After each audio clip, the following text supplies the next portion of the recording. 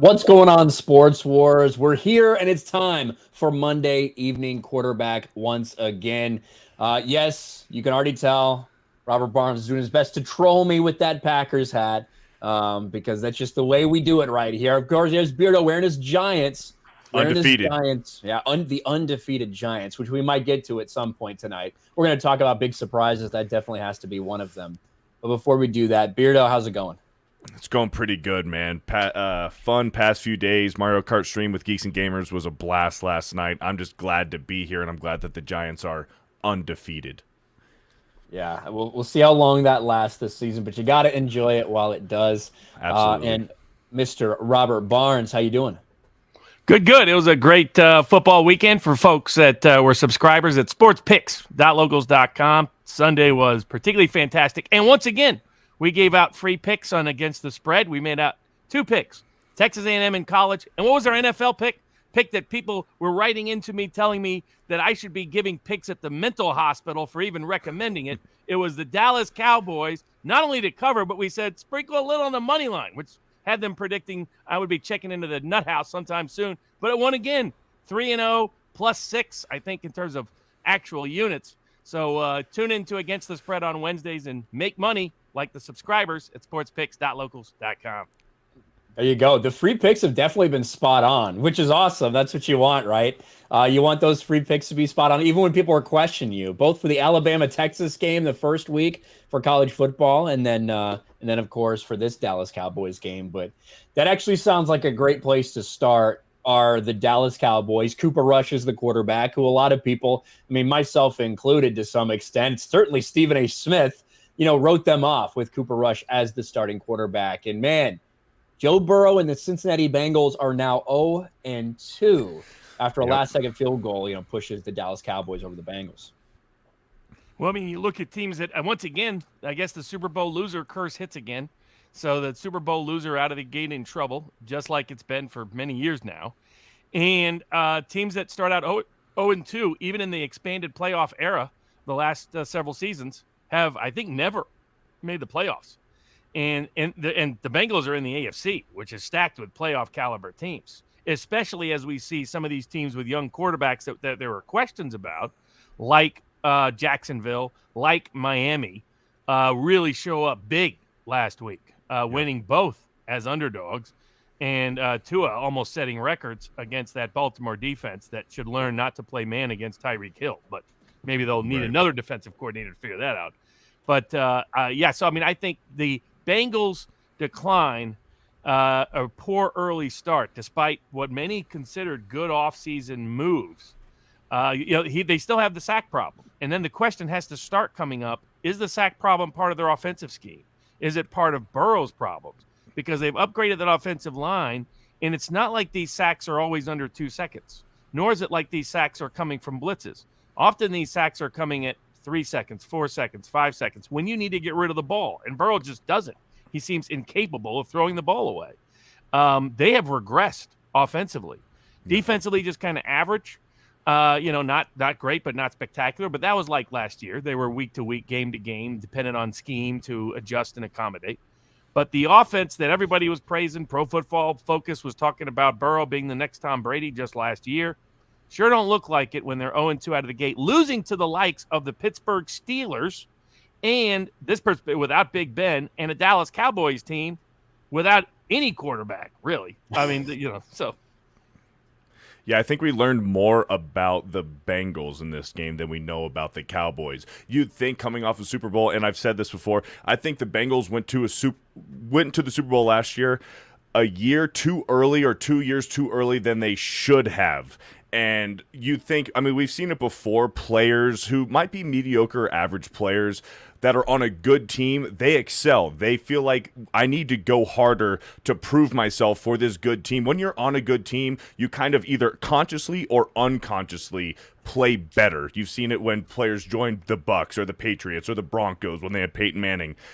You'd think that this offensive line for Cincinnati would want to play better for their guy, Joe Burrow, who is supposed to be the next Joe Cool. You'd think that they want to protect their guy, the Bengals' biggest asset on that team, but they haven't. I think Joe Burrow has 11 or 12 sacks just in the past 2 weeks. It's incredible to see this offensive line fail as much as they have these past 2 weeks, not protecting Joe Burrow. It's very unfortunate for the Bengals just coming off of this Super Bowl just this past February. And it sucks if you're a Bengals fan. Yeah, I think it was when they signed La'el Collins in the offseason. He was like, I told my man Joe, not going to get touched anymore. I was like, oh, man, spoke a little too soon. Yeah. But, Robert, you're onto something when you look at the way that Joe Burrow plays. And I think, look at last season, they went in streaks. Like, they would go a quarter or two and kind of look very pedestrian and not be able to move the ball, sacks, turnovers, whatever. And then all of a sudden, third quarter, they score like 28 points or something. And it just feels like that is kind of what you're going to get from Joe Burrow right now, because with these sacks, with sometimes these silly turnovers, you're also going to have a stretch where he goes crazy and just everything's clicking right and he's finding those players, and him and Jamar Chase are just linked up. That kind of seems just to be the standard and what we should expect. But I don't think anyone expected them to be 0-2. Maybe drop one of these games, especially if Dak is playing, but I don't think anyone saw them, even with the Super Bowl hangover, being 0-2 with all the things that were going their way in both of these games. When it comes to the Cowboys, Cooper Rush looked competent. Yeah. He really did. He looked like if they can get that out of him, I think they're going to be very happy, and they're going to be perfectly patient and wait for Dak Prescott to come back if they can have quarterback play like that from Cooper Rush. Especially because they're certainly not getting Jimmy G anymore. No. Jimmy G screwed me because I was banking on Trey Lance sucking. And then that guy goes out and gets his ankle destroyed. He's probably never going to play in the NFL. The kind of injury he suffered with him being so, running around oriented. Problem with those kind of quarterbacks, long history of them suffering injuries because they take too many hits in the NFL. In the college, you don't get hit like that, like you do every single week if you're a running quarterback in the NFL. Especially the way San Francisco he went to. Oh, exactly. And as soon as Jimmy G came out, I was like, I'm screwed. I'm screwed on the San Francisco over. Though they only went over because they went for it on 4th and goal. They just kicked a field with a minute left in the game. They had to hit that over. Gosh darn it. But they had a big celebration for Jimmy G when he on that play as well. People were carrying the signs. I mean, there's little kids saying, play Jimmy G. So all those rumors about the fans not liking him or the players not liking him, that sure didn't seem to be the reaction. It wasn't like if that was a Peyton Manning or Tom Brady, the whole crowd is depressed for the rest of the game, no matter what's happening on the field.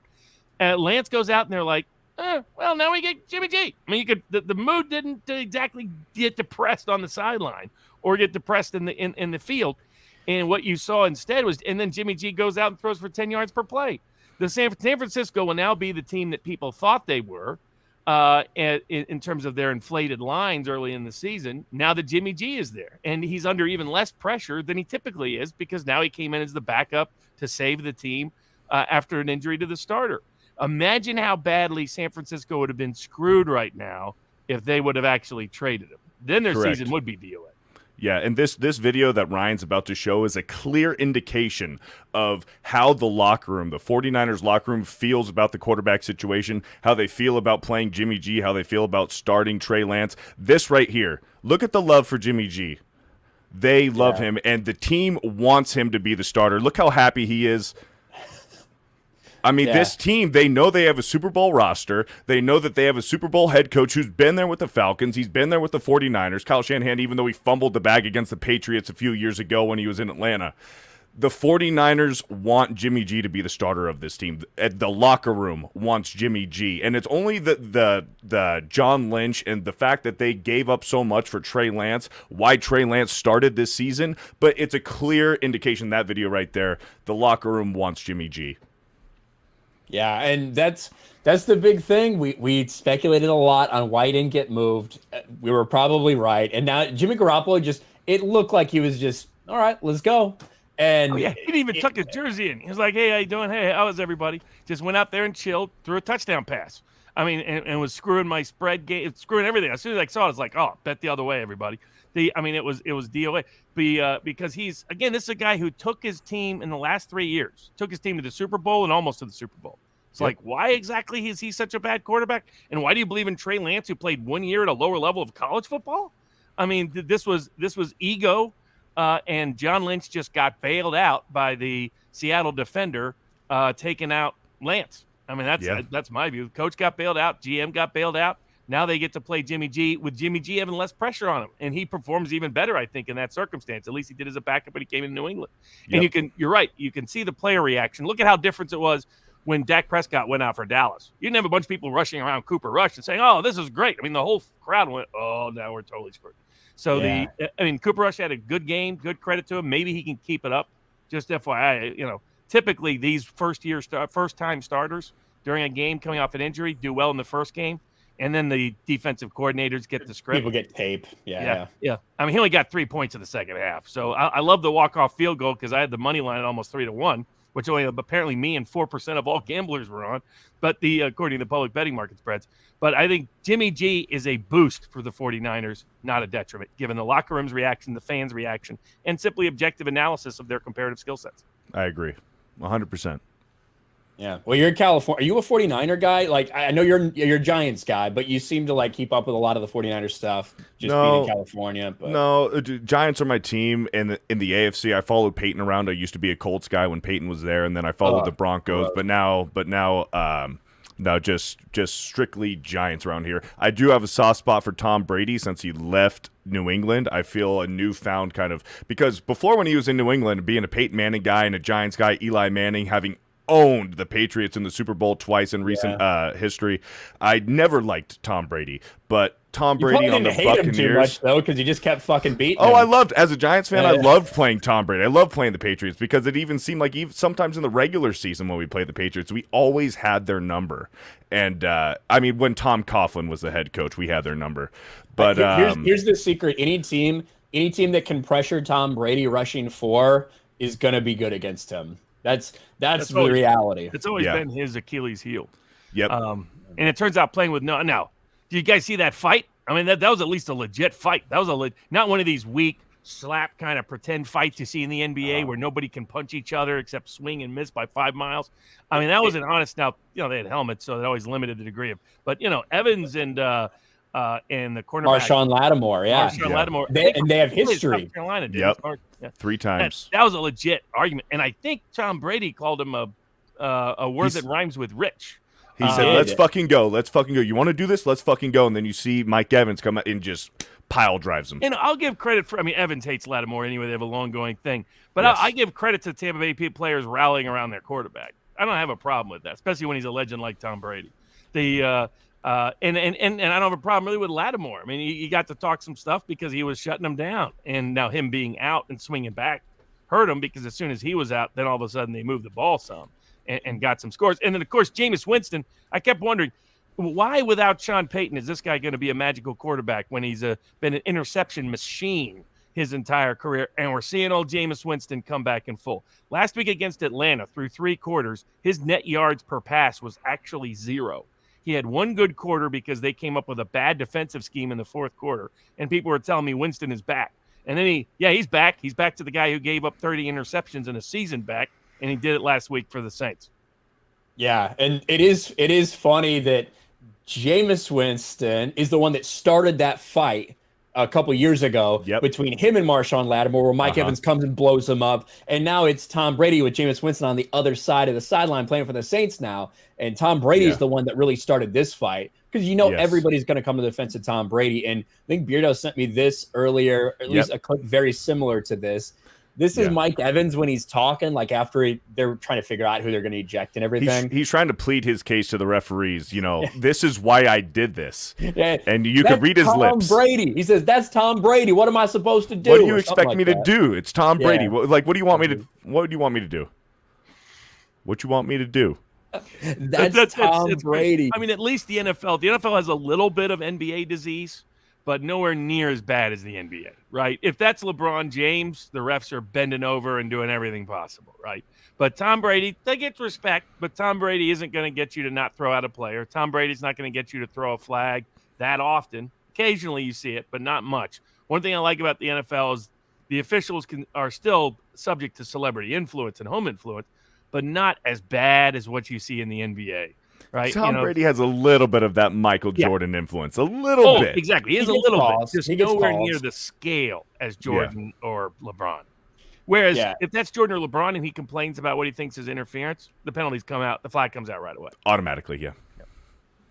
Now, I give the Saints fans credit. Those are the craziest fans. I was at the NFC Championship game with Brett Favre, the one that they were hitting him low, hitting him high, hitting him low, hitting him high. The Bounty Gate one. Yeah, the defense coordinator's giving old Miami Greg Williams. Greg Williams, the man. Exactly, for hits. I saw it live. I mean, they must have been drugging Favre with all kinds of stuff. I thought there's no chance of him coming back in multiple times. I was right behind the Vikings bench.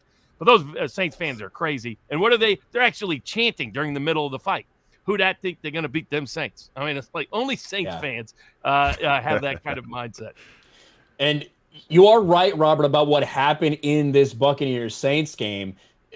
The reason Tom Brady got so upset, he's always heated. Like Tom Brady's always like, he gets fired, he can throw shit. But it was a little bit different level today because they could not move the ball. They couldn't move the ball. It was like 3-3 in the middle of the third quarter when that fight broke down or when that happened.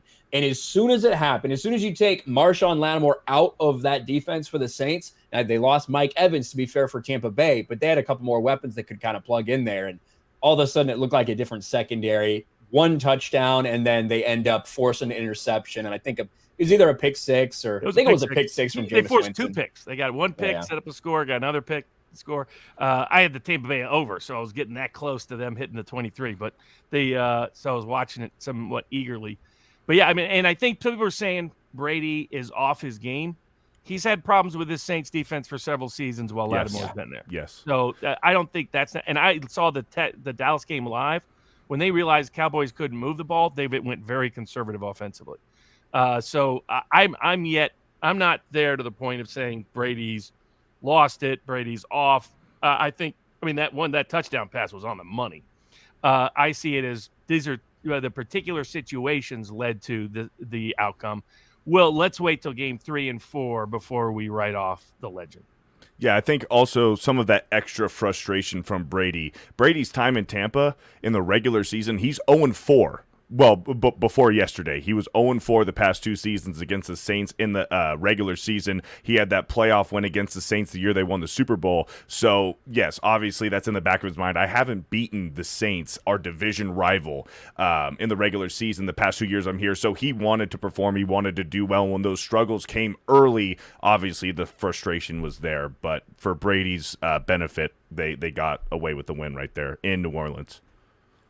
Yeah, it was not a fun game to watch. It was a very frustrating game to watch if you were interested in either team or any fantasy options. But the Bucs do pull it out. The Saints with Jameis Winston, I don't know how much real prospects there are. It does seem like the top of that might end up being what we saw in Tampa with Jameis Winston, like a 7-9 team where he throws a lot of touchdowns but throws a lot of picks. So, yeah, I mean, the game tonight will be interesting to watch how Philly does. But I was particularly interested in 2 quarterbacks coming in this year, Tua and Lawrence. I had confidence in Lawrence, didn't have as much confidence in Tua. And then after the first game, I had serious doubts about Tua because I think they threw 1 deep pass against New England, only scored 1 offensive touchdown. And then through like 3 quarters at Miami, it was the same thing. At Baltimore, it was the same thing. I had Baltimore in the game. Now, I had the over because I thought there would be some points scored. That turned out to be right. That thing cashed early. But but then all of a sudden they decided to finally start. They unleashed Tua and were throwing all kinds of deep routes, and that was one of the most impressive comebacks in the history of pro football. We're talking about a team that's down 3 touchdowns 3 different times, including going into the fourth quarter on the road against one of the toughest home opponents in the NFL, and they come back again and again and again and again, and to actually win the game, score 28 points. Which should even be possible in a single quarter. Usually you get 3 possessions or less in the NFL in a single quarter. And he kept torching him, just torch. I mean, I think it was like some 500 almost yards. I mean, crazy stats. I mean, all the Tyreek Hill deal looked great. The Waddle looked great. Guys that kind of look like, oh, maybe this Miami offense is permanently limited because of Tua's incapacity to throw deep. Well, he answered that question in the fourth quarter. If that's what we see the rest of the year from Miami, and then Trevor Lawrence dominated the Indianapolis Colts 24-0, shut him down. What is it with the Colts in Jacksonville? Like, what is in the water? Like, holy cow! It doesn't matter what quarterback is there; they can't play in Jacksonville. Last time they were shut out was at Jacksonville, like 5 years ago. You know, it's they have a long history of losing at Jacksonville. It's one of those weird deals. Since 2014, I think, something like that. It's one of those things that doesn't make sense. They've been favored, I think, in every single one of those games. There's no apparent. It's like New England at Miami. It's like, why? Is there some sort of weather issue? I mean, there's no apparent logic to it. But I do think people had written off Trevor Lawrence after an up and down game at Washington, saw what the Doug Peterson offense is capable of, and I think Christian Kirk is going to put up some big fantasy stats. He and Lawrence, and as well as Etienne, they're blending very, very well. I mean, and in ways that are sort of unique. That I think that there's going to be some nice fantasy stats there. I think the fantasy guy that Cody recommended on Wednesday that people take a look at, Amon-Ra St. Brown. Well, he had a massive day. He was a top 5 fantasy day for the Detroit Lions, and all of a sudden Jared Goff looked like Super Bowl Jared Goff, not the Jared Goff we've seen almost every season since the Super Bowl. And we saw a bad Carson Wentz return for the Washington Commanders. It took him like mid-third quarter to score a single point. You do have to say a couple of those were on Carson. Like he had one ball that went right through his tight end's hands. It bounces like as they're finally starting to drive, and then he did get pinned up in like the 1 yard line, got sacked for a safety. But yeah, it took them a while to start moving the ball. But that is the second game now that the Detroit Lions have moved the ball. The first one was in garbage time. This one was not. This one was the Detroit Lions. It looks like they may actually be able to move the ball this year. I thought last year finally won a game. I thought at the end they might give it away again. I mean, this is a team that lost on a 66-yard field goal to the Ravens last year, so anything was possible. But it was nice to see the Lions fans finally get rewarded with a home win. Well, Robert, last year on this show, I felt like we were always talking about the Lions and how they don't seem as bad as their record is. I really don't think they played as a 2-14 or 3-13 team last year, but so often they were getting beat at the end of games, like over and over and over again. And maybe that starts to even out a little bit. Frost was their head coach. Yeah. They fired their defensive coordinator now too. It's like, what would you expect to do at this point in time? But kind of centering it back to what we did see with Miami and Baltimore. Right. Tua with 6 touchdowns, and like you said, 4 touchdown drives in the fourth quarter alone. Beardo, in that game, you thought the Ravens were running away with it, and then the Dolphins just refused to go down. Yeah, Lamar Jackson had a few good plays. He had that one really long run, and you think, Lamar Jackson's his prove-it year. This is his contract year to prove he wants that big contract. But the Dolphins looked like they knew what they were doing when they made that huge trade for Tyreek Hill. And Jalen Waddle is loving this. He's loving it because all the attention is on Tyreek now. So Jalen Waddle, he was wide open. He balled out yesterday. And here's the thing. It's going to be so confusing on these defenses going forward. Well, what are we going to do? Are we going to double up on Waddle? Well, that leaves Tyreek open. What are we going to do? Double up on Tyreek? Well, Waddle is the second fastest wide receiver in the league, second to his teammate, Tyreek Hill. So I think this Miami Dolphins offense, obviously very fast, a lot of potential, and I think time will tell, but they looked impressive yesterday. Who didn't ball out? The Denver Broncos, who are being mocked in the entire game by calling down the fans. Their own fans were calling out the clock just to remind I saw that where the clock was, and they were booing throughout the game. Like, hold on a second, you just paid $250 million to Russell Wilson. You just barely lost a road game, and you're already just booing the heck out of the coach and mocking your own players in an offensively inept performance against Lovie Smith's Houston Texans. 2 weeks in a row, their head coach, Hackett, had to apologize. He apologized twice, 2 weeks in a row, for his decision-making That is not good for a rookie head coach, a brand new head coach who you brought in Russell Wilson. This is supposed to be an awesome. You finally got your quarterback after Peyton Manning, after going through 12, 13, 14 different quarterbacks after Peyton Manning. You finally got your guy. Now your head coach is apologizing twice to the fans that, you know what, my decision making wasn't all that good. And this guy is supposed to be this mastermind brain that came out of Green Bay, and he's apologized twice. Not a good look. And Denver played piss poor yesterday. Yeah, people are expecting a lot out of Russell Wilson walking into a place that already has some weapons that they weren't able to take advantage of. And so now when Russell Wilson gets there, let's ride and all this shit. Man, I will say personally, I have a lot of experience with Broncos fans, and they're a little crazy. Like they really are in a weird way, and something I haven't really experienced in any other fan base. All fan bases are crazy or passionate in their own way. Broncos fans are somewhat delusional. Like I was sitting there and watching these people like screaming for Tim Tebow, like when one quarterback would throw an incompletion, and it's y'all have no fucking idea what you're talking about. They truly, they're just I don't know if it's the altitude, they don't get as much oxygen as everybody else. I don't know what it is, but they're still riding off of the Elway coattails, and Tebow's drafted in the first round. All the excitement, Tebow mania, and everything. That's kind of where that kind of stemmed from, I believe. Well, it's a fan base that has people dress up naked inside a barrel. So, I mean, it's not exactly the most normal, sane fan base in the world. There's a little Hunter Thompson craziness and zaniness, good and bad, in the Bronco fan base. But it was on full display with that. I mean, Russell Wilson never got that kind of, no matter how bad he was playing, he never got that kind of treatment in Seattle. No. Well, except for last week. There is a difference. When he's on the road, There's a difference between how Russell Wilson, like, it's all kind of about your career trajectory and expectations. Russell Wilson came in as a third-round pick.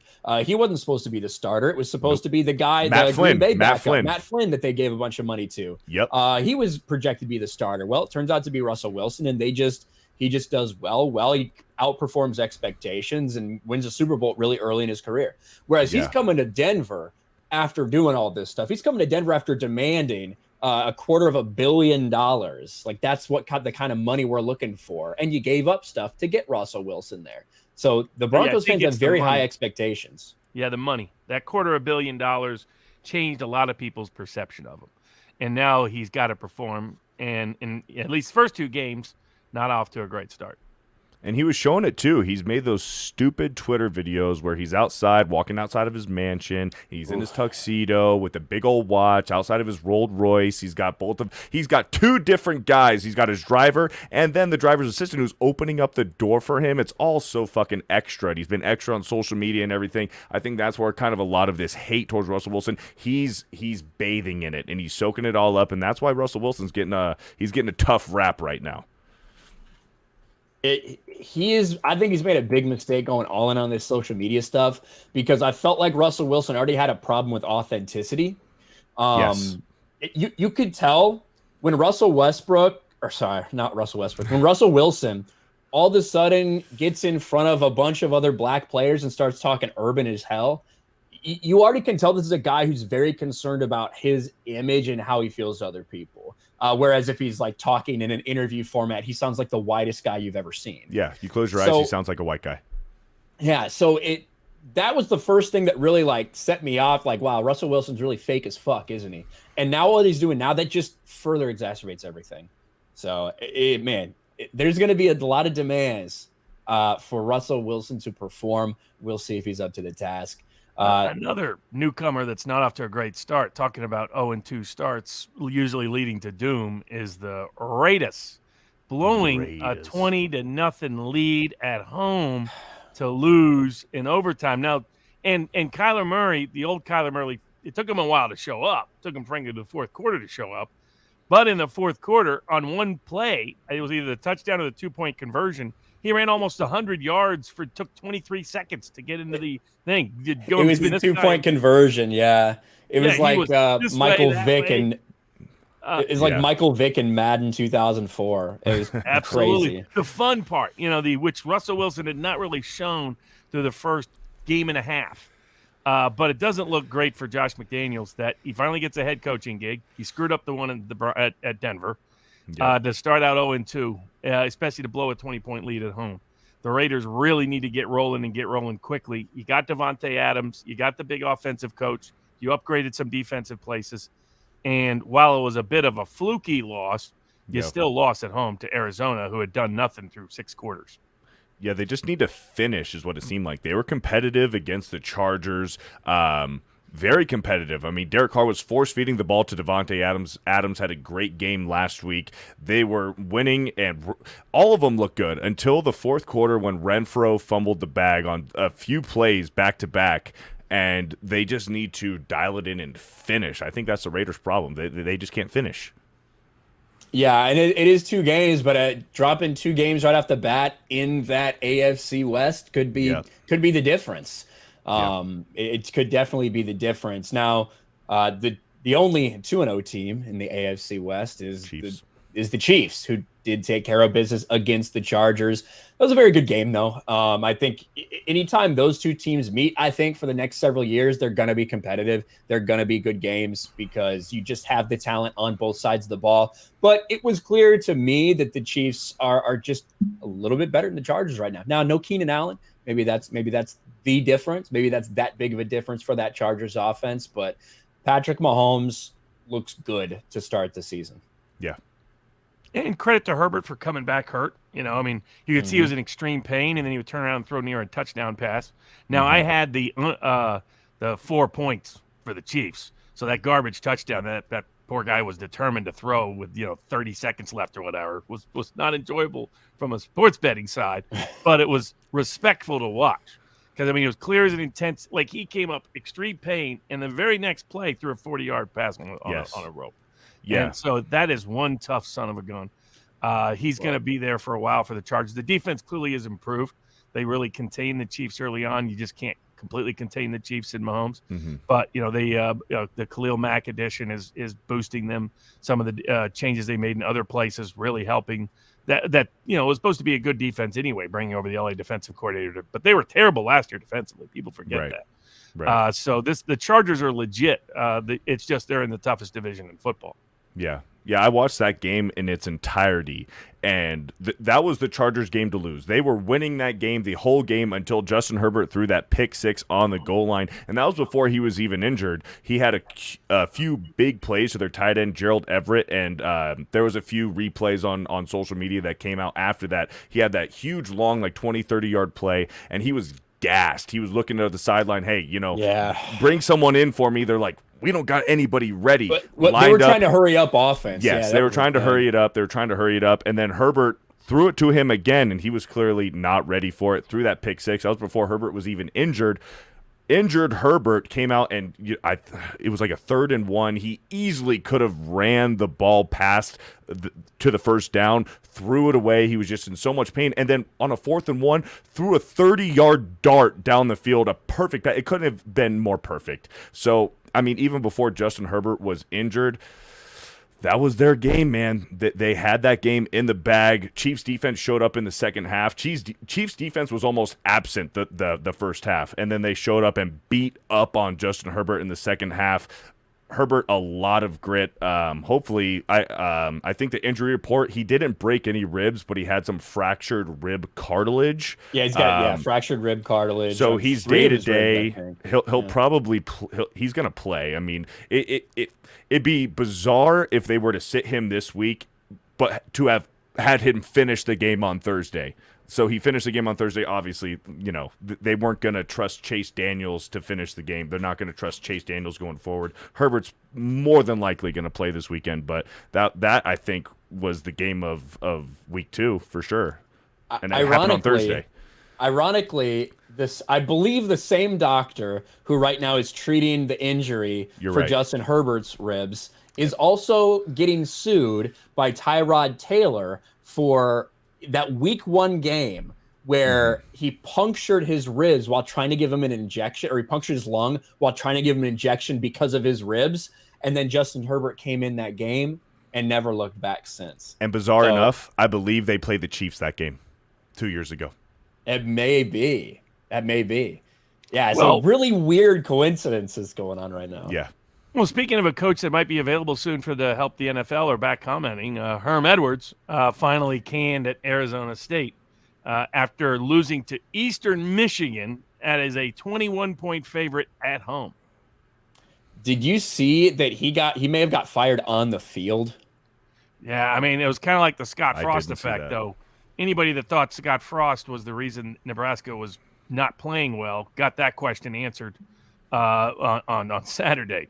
I had money on Nebraska playing decent. They were horrible. They just got crushed and humiliated. So it doesn't surprise me that they canned Herm Edwards. You know, it was building. There were off-field issues. There were a lot of people transferring out in the transfer portal. He was falling behind Arizona in the high school recruiting ranks. He ran a defensive style that's not even popular really in college football. If you're going to be just average, you need to at least have explosive offenses, at least be fun to watch. You know, the Pac-12 is about exciting teams, even if you're crap. So that means exciting offenses. He had atrocious offenses. Now, his AD, the only reason he was still here, most people were shocked he still got his job, given all the off-field issues. They basically were hosting people during COVID. Now, personally, I don't have a problem with that, but it's the National Communists Against Athletes does. So that's where their off-field issues came in, to quote Brian Bosworth of Oklahoma fame from back in the day. But the AD was a personal buddy of his, and the thought was the AD kept his job, and then the AD realized he was about to get fired if he didn't fire him quickly, because you can't lose to Eastern Michigan as a 20-point favorite at home. It's not even a fun product. Like, again, if at least you're fun offensively, you can sell tickets and you can get good TV ratings, and you can sell merch, and you can get donors to write checks. And that's the money, what the money side of college football is all about. And I like Herm Edwards as a personality. I thought his commenting was always weak when he was doing NFL commentary. Same with Tony Dungy. I mean, it's not like Magic Johnson bad, where he would say whichever team played better offense or better defense would win. It wasn't like John Madden at the end of his career, where, you know, he was becoming the Captain Obvious. Good block. You got to block in order to block. You know, that kind of stuff. But I thought, you know, he was a capable coach, but it was always they thought they could recreate Pete Carroll. But Pete Carroll came to USC, where he engaged in massive cheating by putting Big Suge Knight, who is a massive criminal, is in prison right now, probably behind the killings of multiple rappers. The only question is how many people he killed, while he had the Ramparts LAPD on his payroll, on the sidelines. And there were a lot of other reasons why Carroll did well in college. Herm was not able to translate that at Arizona State. So not a surprise. If Arizona State there's maybe people that don't want to get near it because of all the off-field issues and fan expectations under the current environment. But if they're smart, they should go hire a creative offensive coach that at least people will like watching the product, even if it's not winning a lot of games. Yeah, and you can see this is him talking to the AD, who meets him on the field after the game because they have to have a talk with him. And it doesn't last very long. You're fired, Herm, and I love you, buddy, but you got to get the hell out of here. You just lost to Eastern Michigan. Pretty much. We cannot keep you anymore. So peace. Man. That was it. So it does look like he probably was fired, or at least told, hey, this is it. This is kind of it for you. On the field, in the end zone. There's a few more that need to be fired after their performance last week. I thought Jeff Collins at Georgia Tech, you know, you're on national TV, you're at home, you're a big underdog. You promised to make Georgia Tech Georgia Tech has a football legacy. It is a national title public, legacy. So even though it probably shouldn't, its fans have an expectation of a quality team. And they got rid of the triple option and the coach who led it in the name of modernization. Some of us said that's probably not a good way to go at Georgia Tech, given their academic standards limit whom they can recruit. And they get crushed 42-0. They can't even score a single point. I think he's done. He's on the hot seat, only a matter of time before he's fired. I think the Auburn coach is also done. You know, you're on national TV. You got Penn State coming in. It's not like their offense has blown people away the last several years. And not only do you get beat, you get smacked in the mouth and you fall down. They let the running back, a Penn State running team offense that had only had 100-yard plus rusher in like 3 years, goes into Auburn on the plains and sliced and diced the War Eagle and ate it for dinner, with their running backs getting over 100 yards again. So that Brian Harsin was always a weird hire. He's from Boise State. He doesn't fit Auburn. Auburn's donors have very peculiar demands. He's guaranteed to be fired. The only question again is when.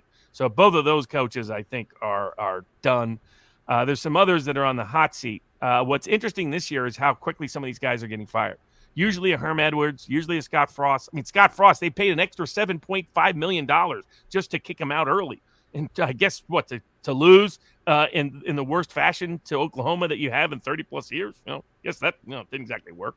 And you kind of wonder, did Nebraska's AD elevate the wide receiver coach, the weirdest guy to kind of elevate, to head coach because of racial politics? Did he put him there because he's like, oh, see, we're racially progressive, and look at me, I'm an AD, I'm in with the wokesters? Because that sure didn't work in Nebraska on Saturday. That was a whooping from beginning to end by Oklahoma. And that's partially probably because Brent Venables has that team ready to go quicker than anybody expected, just like Lincoln Riley does at USC. But that was flat out embarrassing what took place in Lincoln on Saturday. If they want to get better, they need to hire a creative coach that's offensively creative, a Josh Heupel type, a Lance Leopold type at Kansas, who's going to be on everybody's hot list because he's made Kansas look good. They went into Houston after whooping up on West Virginia. They go into Houston and whoop Houston, a top 25 ranked team. This is Kansas. Hasn't been good in like 20 years. And so there's a good chance that, if Nebraska's smart, they go for that, not the ex-pro coach route, not the big name route. That has been a disaster for Nebraska ever since, Frank Solich is the last decent coach. Bo Pelini had a few good years, but not many, not to Nebraska expectations. And the rest have been horrible. So if they want to improve, they need to go away from that kind of option. But Robert, what are the odds that Urban Meyer is the next Nebraska head coach? Zero. The two reasons are this. Urban, if you look at Urban, he's only wanted to go up in terms. What good college coaches recognize is that you need a recruiting edge against your competition. So if you don't have a recruiting edge against your competition, you're asking to be treated the way a legend, Phil Fulmer, was treated at Tennessee. So Phil Fulmer, in about 20 years of being their offensive recruiting coordinator for a few years, then the head coach for the rest of it, managed to take a Tennessee program that, from recruiting perspectives, in terms of its local or regional talent, shouldn't even be in the top 20 any given year, given its competition. Its competition being Alabama and Georgia and Florida and other programs, the SEC, that just have a lot more local talent. South Carolina has a lot more local talent. And he won a national title. He won multiple SEC titles. He won the division title and was in the SEC conference game title once every 3 years his entire career. Didn't go 3 years without a top 5 recruiting class. Was a Tennessee legend, played there, grew up there, etc. Turned down all the gigs that could have promoted him. And how did Tennessee treat him when he had lost 6 games for only the second time in 20 years in Rocky Top? They shit-canned him to the curb. So if you're a coach, you don't want to be in that program. You don't want to go to any program that has high expectations and a major recruiting deficit. Urban Meyer has been very careful about this. So that's why he went from Bowling Green up to Utah being a promotion over Bowling Green, then quickly exited Utah, unlike Kyle Whittingham, who actually loves the program, to Florida, where he was in a perfect situation given the recruiting edge. And what happens when Nick Saban starts to dominate recruiting? He gets heart palpitations. Exactly. Both times. Woo! Boom! I'm out of here. I got to go find chicks in Columbus. Ohio State, no problem, because he's got a recruiting edge over everybody in the Big Ten at Ohio State. So that's why the only place you'll see him show up is a USC, a UCLA, a Texas, a Florida State, a Miami, some program like that, a place that has a recruiting edge against its competition. You won't see him return to the SEC. You won't see him at any mid-tier program. And Nebraska right now is still a trap program because the expectations are we were great in the 70s. We were great in the 80s. We were great in the 90s. We were decent in the early 2000s, like Tennessee's. So the fan base thinks we can be a national title contender, but they have almost no local talent. And all the big schools now have good quality coaches. So in the 70s, 80s, and 90s, Nebraska could poach from Texas. Nebraska could even poach from California. Running backs like Phillips came from California. Their defensive backs came from California. You're not going to do that anymore. You're not going to poach players when Lincoln Riley's at USC. You're not going to poach players from Texas when they have Sarkisian and Jimbo Fisher. You're not going to poach players from Florida when they have Mario Cristobal and Billy Napier. Now, maybe from Florida State occasionally, but you have to compete with Miami and Florida. Plus, you have to compete with Georgia, Alabama, LSU, and Clemson that are going down to Florida that are actually closer than you are. So the problem with Nebraska is they need to go with someone who likes to build programs, someone who would enjoy the challenge, someone who doesn't isn't worried about the expectations. And that's a hard thing. And that's why they've been getting washed up guys that failed elsewhere. And now Scott Frost was a guy who had real potential on paper. He just proved that he wasn't a guy who could sustain the program under expectations for whatever reason. Then they really need to go the unique route, but programs don't want to do that. Josh Heupel only picked Tennessee because their AD had a prior relationship with him, and the first 4 offers were the coaches declined because of the problems at Tennessee. Tennessee lucked in to a guy who was ready to deal with the expectations and was a very creative offensive coach who could overachieve on the field and put out a fun product. That's what Nebraska needs to do. But whether it will do it, when you promote a coach that clearly was the wrong choice by what happened against Nebraska, I have to wonder whether it was a woke decision. It was, hey, look, Nebraska now has a black head coach. See, we're with the times, rather than who would make the best interim coach. Hey, we saw Nick Saban march at a BLM parade, right, for recruits. So you never know what people do to help their recruiting standard. Hey, if you're Hugh Freeze, he's a guy that should be on a lot of people's list. You'll even take the blame for hiring escorts when you weren't the one hired. They weren't for you. They were for the recruits. But you can't admit that because that's a bigger violation. So you just say, yeah, I've got a personal problem. That shows commitment. As I always said in the end, if you're not cheating, you're really not trying. That's the rules of college football recruiting. It almost kind of seemed like that's what ASU was doing with Herm Edwards, almost. Like, it was a recruiting tactic. Hey, look, we got Herm Edwards. You know Herm Edwards? You play to win the game. You remember that guy who's also a former black NFL player? And, that kind of seemed that was the direction ASU was going after. Who was their coach? Todd something. A few years ago, he replaced him. It almost kind of seemed like that was almost the Ed Orgeron approach, just a coach, which interestingly enough, we just found out that Ed Orgeron got a $17 million payout for being fired from LSU. I wonder what kind of payout Herm Edwards is going to get from ASU. Well, there were people that said Jimbo Fisher was on the hot seat, and I had two reasons. One, I said they would rebound well.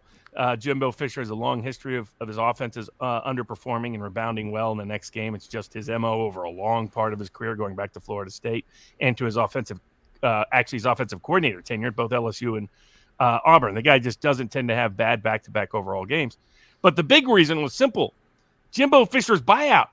His entire contract is guaranteed. People said, I think he's on the hot seat. It will like $100 million or something, right? $95 million. $95 million to fire him. Next year, if you fire him next year, $85 million. If you wait 3 years to fire him, $75 million. A&M doesn't have. He is guaranteed to be there. He won't get an extension as long as the team is underperforming, but Jimbo will be there for at least 3 more years because they'd have to wait 5 years to pay a $50 million buyout. They're not. I mean, these buyouts are massive. Yeah, and I will say, even though they did win against Miami, a higher-ranked Miami team, in reality, the reason Texas A&M dropped so far was because how bad that loss was. So I still think what was the spread? Were they favored in that game, Robert? Yeah, I had money. It was the one pick I gave out last week, Texas A&M by 5.5 or by 5. And they covered with ease. In fact, they were covering the whole game. Now, they didn't cover comfortably in the sense that they had a huge lead the whole game, but they are actually covering from the first quarter forward. But speaking of crazy teams, there has been no crazier set of games than Appalachian State. App State manages that crazy game against North Carolina, where like 80 points or whatever it is scored in the fourth quarter. Then they just barely lose. They just barely lose in that game where they should have won. There was a one just slightly misthrown ball to a wide open guy. Should have got that. And then he comes up about an inch short on that 2-point conversion. And then they shock A&M in the Aggie land against Jimbo Fisher as 18-point underdogs by basically running 80 plays of triple option effectively. And then last week, it looks like they're completely done. There's 2 seconds left. Their only hope is a Hail Mary. And they use a Hail Mary strategy I like, which is have people in front of the end zone, spread out throughout the end zone, not just concentrate everybody in one spot, and have one person try to tap it to another guy so that he can run in. That's exactly what they did, and they win as 0 seconds left. You couldn't have more of a cardiac attack set of players and team than Appalachian State this year. Well, and somebody brought it up on stream the other day. The Sun Belt Conference has just had a couple stunners. Obviously, Appalachian State. You have Marshall and what Marshall was able to do. I think ODU's Sun Belt conference as well. They beat Virginia Tech in that first game. You've had some major upsets coming out of that little conference, which is interesting. Well, and then Rice came in and pulled the upset last week against Louisiana Lafayette. So, yeah, I mean, it's been there was some interesting games last week. Notre Dame still has no offense. How were they ranked in the top 5 to begin the year? They barely eked out a win over lowly Cal. UCLA has no defense. South Alabama probably should have beat them straight up at home in the Rose Bowl. And it was a mostly empty Rose Bowl because that's classic. Yep. They scheduled that game at 11 a.m. Nobody is going to wake up in L.A. at 11 a.m. on a Saturday to go watch a college football game. But, you know, USC looked good. Washington looked good. Oregon looked good. Utah looked good. Colorado looked atrocious. There's a guy who's got to be fired. I don't think Carl Durrell got another job. You know, it's another case where I think sometimes racial politics is involved. He was bad at UCLA. How is he? He goes into Minnesota. He's playing worse. If he was in the lower division of college football, they wouldn't even be a 500 team. And this is Colorado, a place that sells out still, a place with a national title history within the last 30 years, within a big, you know, a BCS Pac-12 conference. And they're playing worse than anybody in the Sun Belt is. They're that bad. He's got to get fired before season's end. But the rest of some of the top of the Pac-12 look like there's going to be some fun games. Arizona came back, beat North Dakota State, who was favored in that game because North Dakota State is a machine. You know, and that even though they're FCS, they're whichever it is, FCS or FBS, which drives me nuts. But the lower Division II, well, what we used to call Division II, that's what they're. It's like the Washington's always going to be the ex-Redskins. Division II is always going to be Division II, FCS, FBS, whatever that crap. But you know, you look at how. So there's going to be some fun games, and it looks like Brian Kelly, to his credit, got LSU ready in a critical game for public support and fan support at home, with Mississippi State rolling in off 3 straight wins, looking pretty good, dominated Arizona on the road with Mike Leach offense with an experienced quarterback and a quality defense, and you know, took an early lead. LSU rebounded. Now they still don't really have much of a passing game with Jaden Daniels, the ex-Arizona State quarterback transfer, but they found a way to win. So that suggests that part of the SEC is going to be competitive. It won't come from the Fighting Chickens in South Carolina and Columbia, unfortunately, as they had no game against Georgia. Dominated. That was, I mean, that really. It's not to say that South Carolina, I don't think anybody thought they're going to be great or anything this year with Spencer Rattler, but man, Georgia is just taking care of business. That's all. It looks to me like they're a cut above everybody else right now, even Alabama. And definitely better than Florida. That was losing to lowly South Florida, who BYU crushed in the opening week of the season at home. Florida needed a comeback to beat South Florida. Big game this week. Florida travels to Tennessee and Knoxville. It's always a big rivalry game. But remember Robertson, they're making him a Heisman favorite after that one game against Utah. Anybody who took that bet is probably regretting it right now. Yeah, he's a freak athlete, right? And he's going to have a couple things that make you like, remember last year, it's like, oh, look, he's doing backflips before the games, yet he's not playing.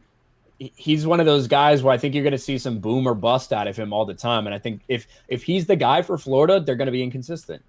And that's not really something you can be in college football.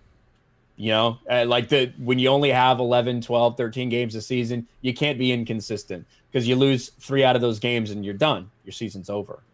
And given how much Oklahoma's offense is clicking now, you combine that with Kansas State losing at home to Tulane, with Texas having its injury issues, Texas Tech being dominated by NC State. You know, they might have an easy road in the Big 12.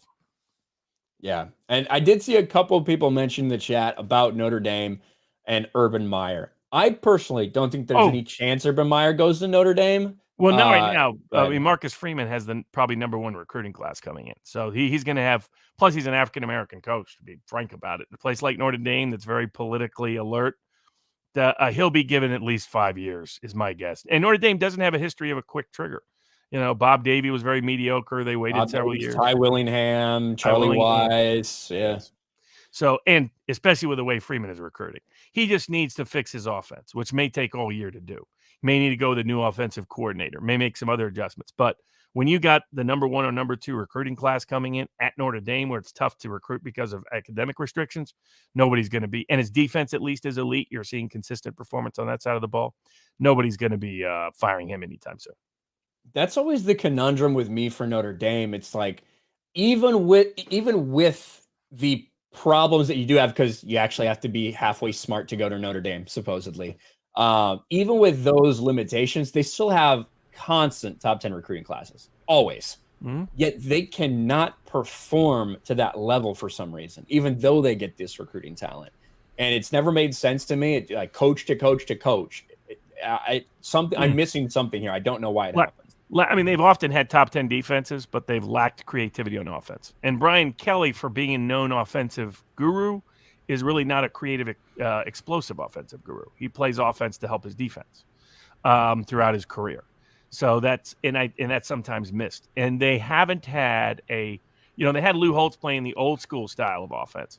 But as offense adjusted, they had Charlie Weiss, who put up some good numbers for a couple of years. But having a guy that's consistently creative on the offensive side of the ball has been a bit of a limitation. The other factor is they play in the Midwest. There aren't, once you get up to that cold weather environment, it's not always easy to get a lot of receivers to come and play. Ohio State being a noteworthy exception.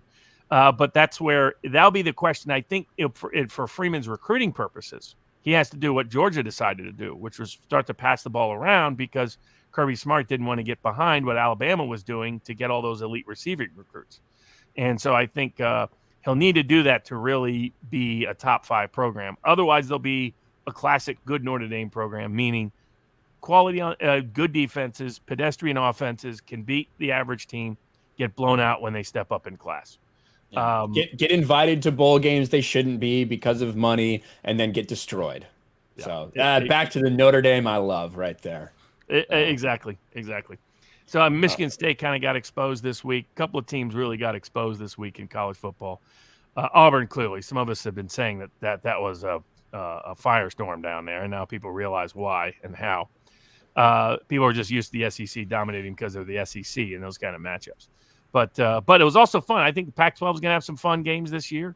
I think it's good to see Brian Kelly do well at LSU just because a competitive LSU makes the whole SEC West more competitive.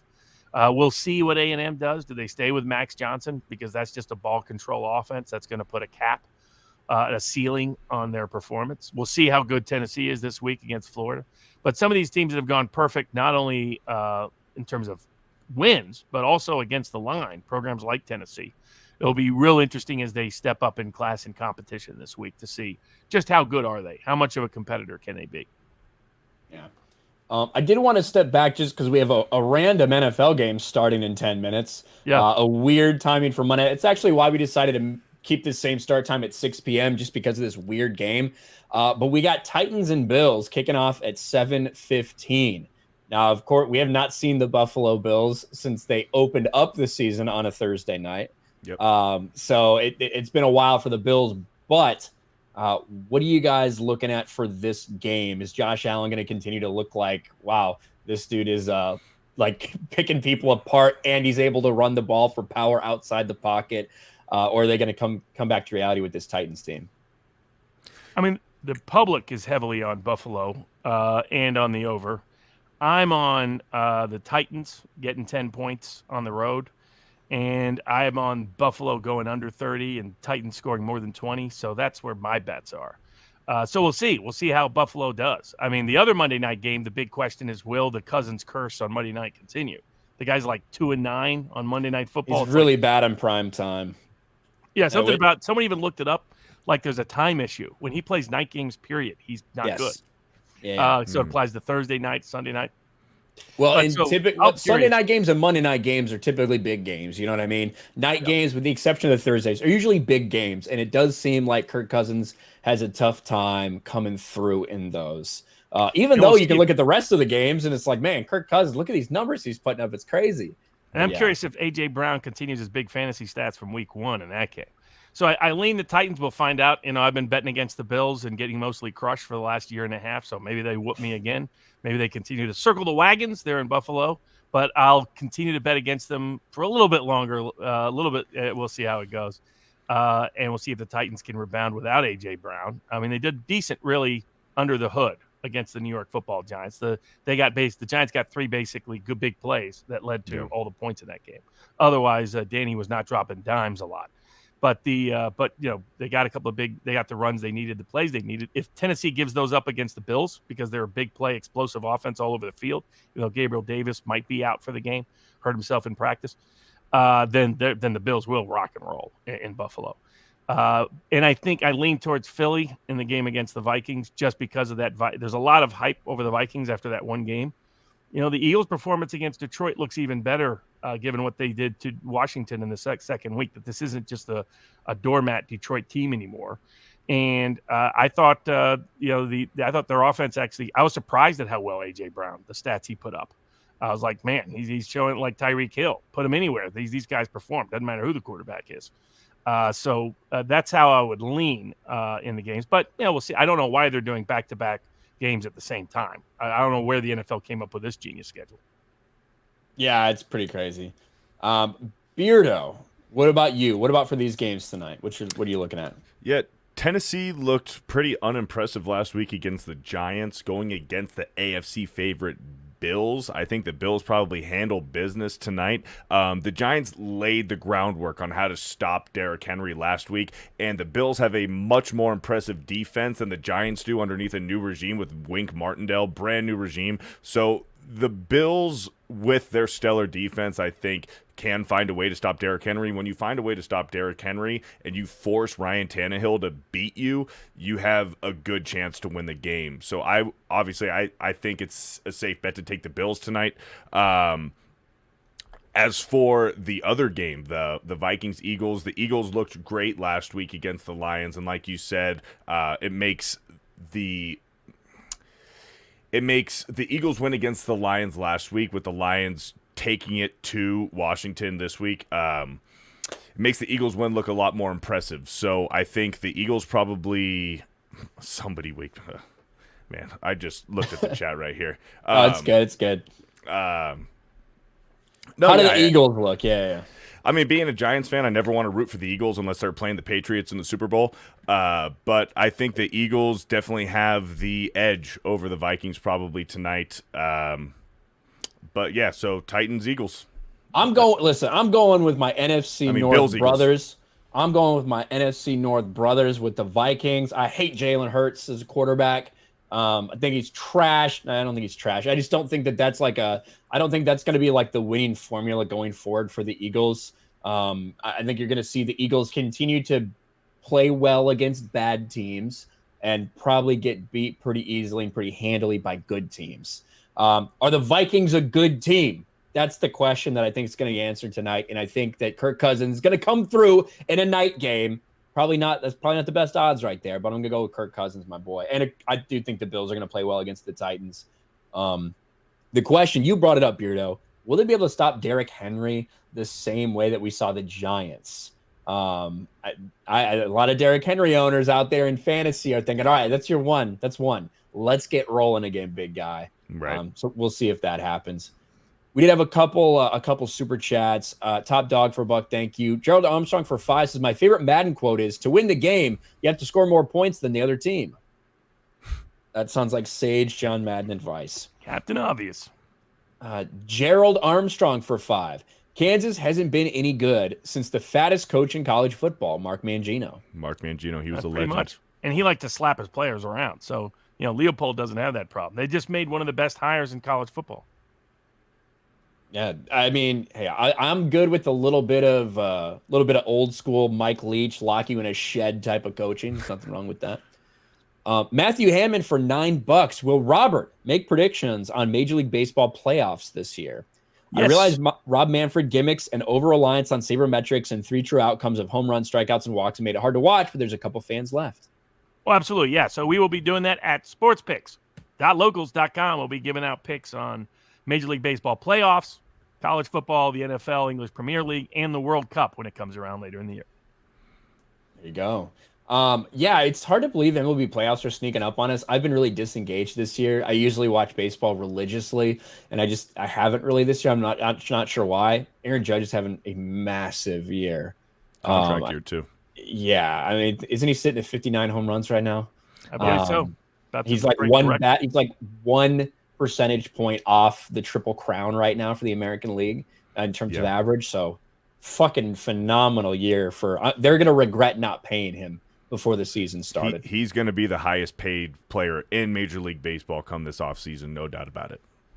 Yeah, which is nuts. Corn Pop for $3. I heard you're a bad dude. Have NFL injuries increased a ton since they have done away with 2-a-day practices during training camps? Would love to see Tony Bruno on the panel with you guys sometime. His stone cold lead pipe locks would be a good compliment to your panel.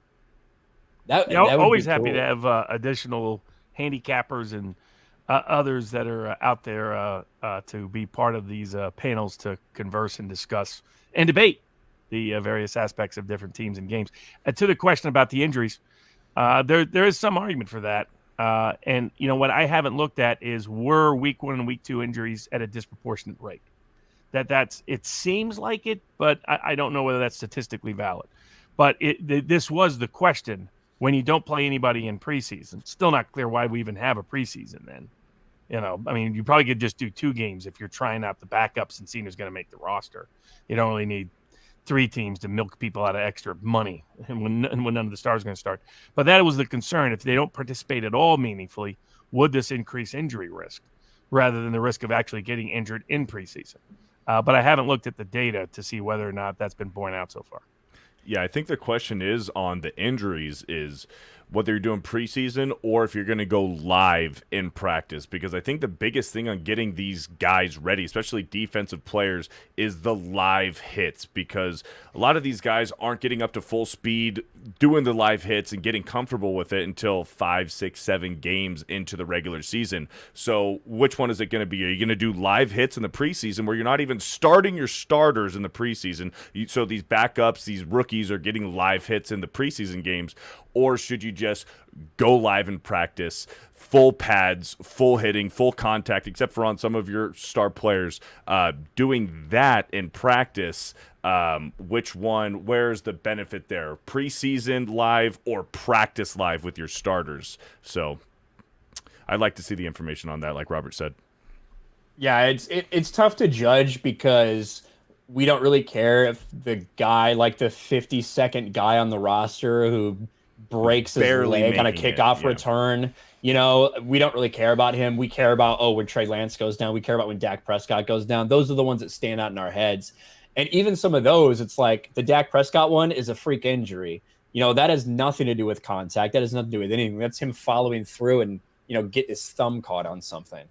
So, and at the end of the day, same thing with Trey Lance. He got rolled on. His leg got rolled on. It doesn't really have anything to do with anything else other than that. So it's part of the game, and it's tough to get some sort of data on that sometimes. And also, when you look at ACL injuries and things like that, dudes are just they're bigger, they're stronger, they're faster, they're cutting harder, training's different. And it certainly seems like they can pop ACLs easier nowadays, and then recovery time's like 6 months. So it's nuts. Koku for Kosh for 2. Arkansas have a chance over the next 2 weeks. I believe they play Texas A&M at A&M next week, and then they host Alabama, right? I think the A&M game is always played in Dallas, if I recall right. So it's like a semi-neutral game, that kind of deal. And so beautiful stadium, Cowboy Stadium. I was at a couple of weeks, first week of the year, first game, the Tom Brady game. So great place to watch a game if you're curious. So, but I think they have 2 of the best coordinators in the game, offensively and defensively. And they have recruited right for key positions. They've had some unfortunate injuries on defense that really hurt some of their capacities. The worrisome sign is South Carolina moved the ball on them a lot, and then they got utterly humiliated by Georgia. So just how good is that defense? And offensively, they were getting blanked for a while by Bobby Petrino's Missouri State squad at home last week. They had to come back from a 3-score deficit to win. Those suggest that maybe Arkansas will be a step back this year because they're so scheme dependent, and that would be the worrisome sign. The flip side is these are 2 of the best coordinators in college football who have a habit and history of overperforming exactly when you don't expect anything out of Arkansas. So, they still may be chanting Usui Pig in Dallas this week. There you go. And before we close, we do have to just talk about the game we saw Sunday night between the Packers and the Bears. I talked about it, that I did not think we saw anything from Justin Fields in that first game that indicated he was all of a sudden improved. And we really needed to look at this game to determine maybe if Justin Fields has made any steps in the offseason. Well, I he's think 7 for 11 for 80 yards. So I think a more honest Chicago Bears mascot would be the Cleveland Brownie, given the way they performed and played. So, they got to get away from the bear. I mean, they haven't been a bear in a long time, unless you call it the bear market. So I had money on the over, which somehow magically didn't get through. It looked like it was a lock in the first half, and then 6 total points scored. Bears managed to drive the whole field, somehow not score at all in one thing. So it's like, what the heck? But I haven't watched the game yet. I always like to watch the NFL condensed games, that the full access pass, because you get to watch the whole game with no timeouts and no breaks in like 40 minutes. So you can roll in about 8-10 hours. You can watch every single NFL game, get a real feel for teams and games and what happened. But Rodgers looked back to norm. So it looked like that first week was just an anomaly, and those receivers are good enough for Rodgers to be Rodgers. Or maybe the Bears are just the worst team in the NFL this year. They might just be really bad. I can't rule that out, given that they had the Reigns maelstrom in the first week and pulled off the upset, but that was the excuse for the offense. 10 points, throwing for 80 yards in the NFL, that's not manageable, and making Rodgers look like the same without Devontae Adams as he was with him, putting up 27 points kind of easily. That doesn't bode well for the Bears this year.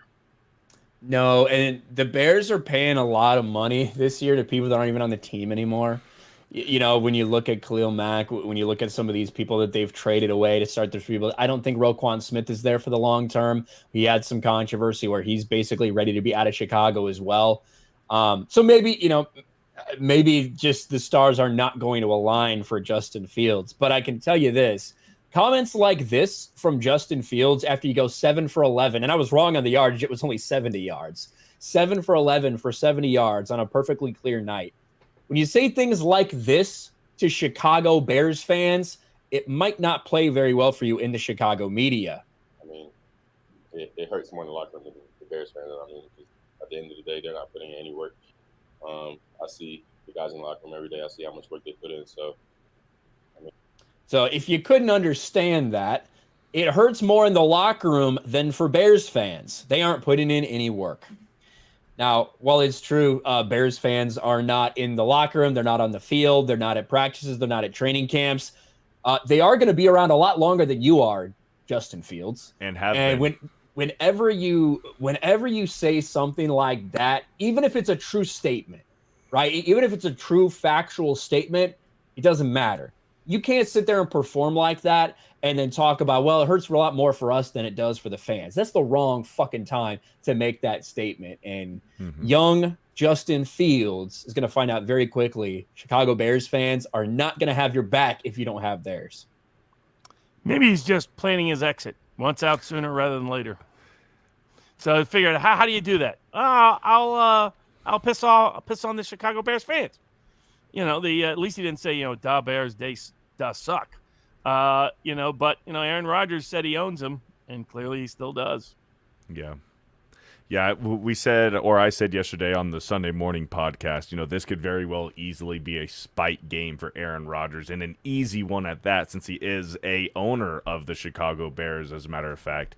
And for Justin Fields, a young player, rookie last year, to come out with this bonehead statement, the last thing you want to do is piss off the fan base for the team that you represent, for the team that traded up to get you in the first round to attack your fan base. Some of these guys who were alive during the Ditka years, the 85 Bears with the Walter Paytons, who are still around, still kicking it, and you're going to tell them, hey, you know what? This doesn't hurt as much for you as it does for us because you're not putting in the work. Very poor choice of words on Justin Fields, that's for sure. Yeah, maybe do that when, you throw for like 300 yards in a game or something. You know what I mean? At least maybe have something behind it other than your dog shit performance where it looks like you haven't improved at all over the offseason, where a lot of people have been talking about you being a bust. Well, the fans that you just pushed away probably aren't going to come to your defense super quickly after that. I wish I could expect something different, but I never liked the pick. I tried to get excited about it because, hey, new quarterback, but I never was a believer in Justin Fields. Want to give him the benefit of the doubt. Now he's definitely going to have to prove it to everyone in Chicago before anybody's gonna be like, yeah, you know what? I think he can do it. You got to actually show us. It's funny. Even when the Bears were up in this game, I was looking at the win probability. Even when the Bears were winning, they never even got close to being like probable to win the game. Look at this. I've never seen this before. So the Bears scored a touchdown that first quarter, go up 7-3. The highest they got to was Green Bay was only a 75% win probability favorite. That was the best the Bears had, 25% probability. And then it just obviously continued for those Green Bay Packers. But yeah, had to talk about that one before we end. But Robert, what do you guys got going on at Sports Picks? Yeah, so we put out picks by midnight tonight, our recommended picks at sportspicks.logos.com. We put out anywhere between 50 and 100 picks every single week on a range of picks in college football, the NFL, and the English Premier League. And then, of course, we'll be back Wednesday here for Against the Spread, predicting and previewing some of the games, giving us some basic trends, angles, weathers, injury, and any kind of leans on the games. So that will be fun as well. And so it should be good. Yeah, and if you've been listening the past 2 weeks and listened to the free picks, you've made some money. So that's always a good thing as well. Fear the Beardo. What do you got going on, man? Yeah, of course. Fear the Beardo on Twitch, Twitter, and YouTube. I'll probably go live tomorrow on a Twitch stream, and Sports Wars, doing the Sports Wars podcast every Sunday morning, Monday evening, and yeah, Geeks and Gamers Tuesday night main event tomorrow night. I will not be on it, but love promoting and supporting Geeks and Gamers, so tomorrow night, the Tuesday night main event. Fear the Beardo, Twitch, Twitter, and YouTube. That's about it. Hell yeah, man. All right. Well, thank you guys for joining us. We had a big crowd, almost 500 people watching at one point. So let me just make sure we don't have any extra chats or anything like that. Looks like we're good. Go watch some random Monday night games that just started 10 minutes ago. Very weird schedule tonight, but we appreciate you guys. We'll see you next week for Monday evening quarterback. Have a good night. Catch you later.